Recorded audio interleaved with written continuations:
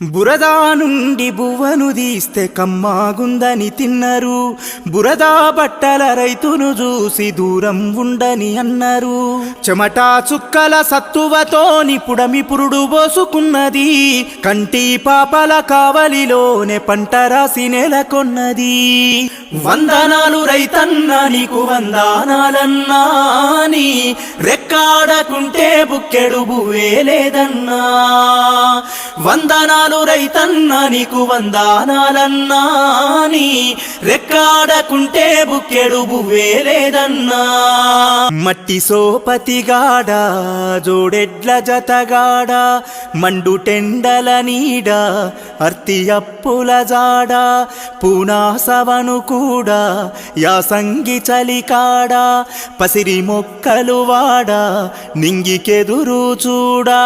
నీ జీవిత